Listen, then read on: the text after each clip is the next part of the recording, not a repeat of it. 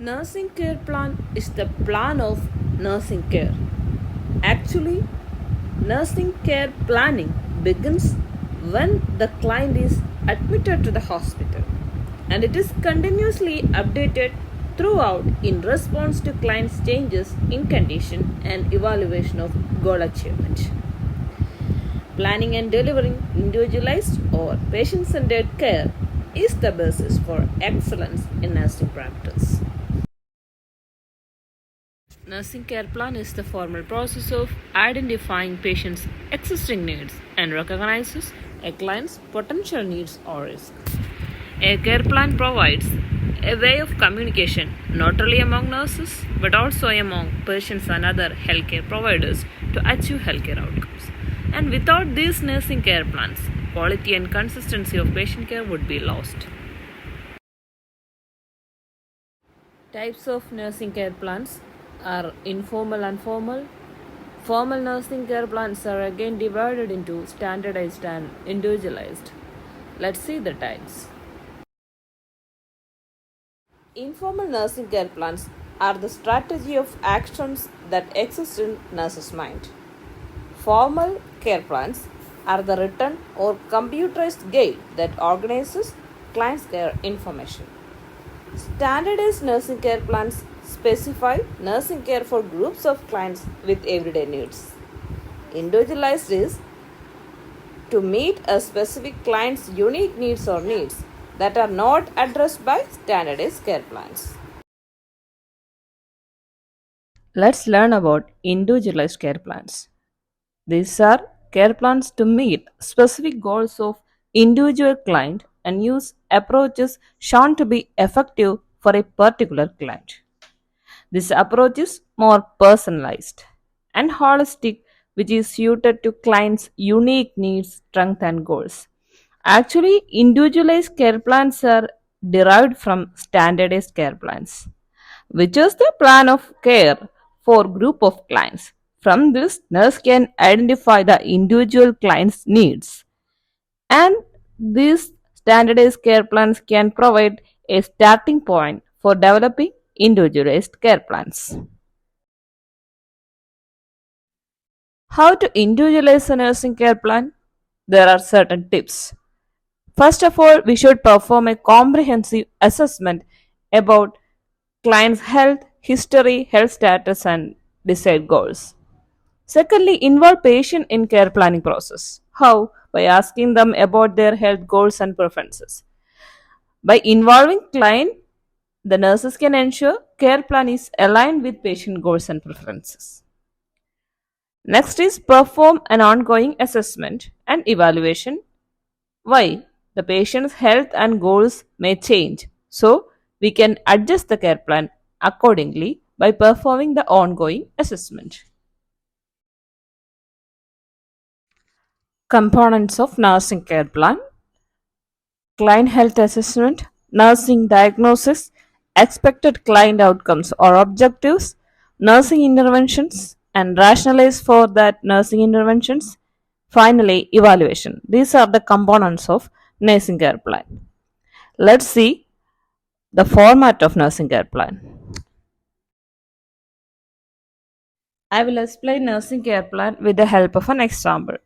This is a care plan.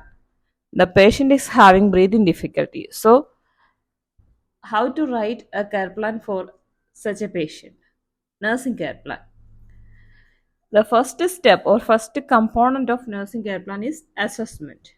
Without assessment, we can't do anything. It is the first step for every aspect of care. Nursing care or physician care, everything is based upon assessment.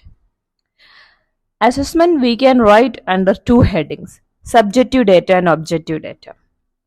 Subjective data means what the subject or the client says about his health problem. In this case, the client reports she finds difficulty to breathe. So, the nurse assess. The nurse may see their health records, or they will assess external physical condition. Based on the observation and checking, the nurse find out some some assessment findings, that is objective data. Nurse find out dyspnea is present, dyspnea positive, abnormal breath sound is present, productive cough is present. So based on the assessment from the subjective and objective data, the nurse get into a description of client health condition. That is nursing diagnosis. Based on assessment, nursing diagnosis occurs. Here, patient is having dyspnea, abnormal breath sound, and productive cough. So the appropriate nursing diagnosis will be impaired gas exchange. The gas exchange becomes impaired, related to collection of mucus in airways. So this description, this diagnosis is occurs based upon assessment findings. Then we have to set certain goals or outcomes. After some hours of nursing interventions, patient should be able to these and these activities. That may be the nurse's objective or goal. After 8 hours of nurse patient relationship, the nurse patient interventions, the patient will be able to one or two goals we can set, or three, whatever it may be. Maintain optimal gas exchange as evidenced by unlabored respirations and normal oximetry results. So, the patient should maintain an optimal gas exchange. That is a goal, which should evidenced by unlabored respirations and normal oximetry results. Another goal, demonstrate techniques to improve gas exchange. So the patient should learn the techniques to improve gas exchange.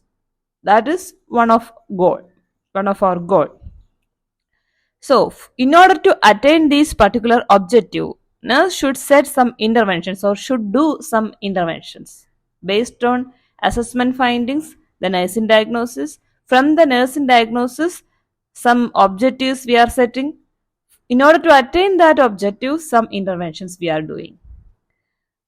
First is, as a part of interventions, we should assess the respiratory patterns, respiratory rate, rhythm, depth, use of accessory muscles for respiration, and position assumed for easy breathing. The patient may assume some position for easy breathing. Why? The patient is having breathing difficulties, so he or she may assume some position for easy breathing. So that assessment is a key to our key to do appropriate interventions. Next is elevate head and encourage frequent position changes, deep breathing, and effective coughing. So these interventions have particular reasons.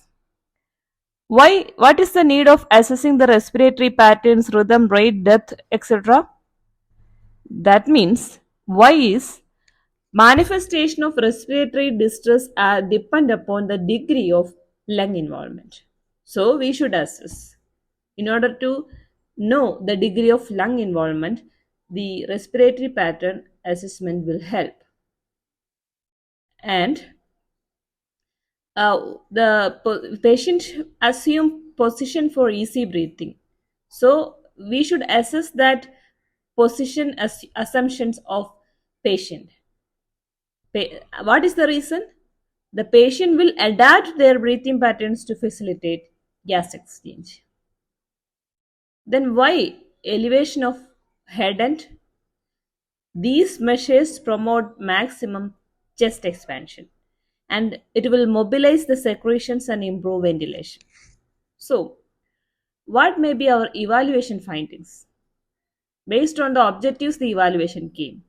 After 8 hours of nurse patient interventions, the patient was able to maintain optimal gas exchange, which is evidenced by unlabored respirations, normal oximetry results, and the patient is demonstrating techniques to improve gas exchange. So, the patient is now able to do the techniques according to his condition.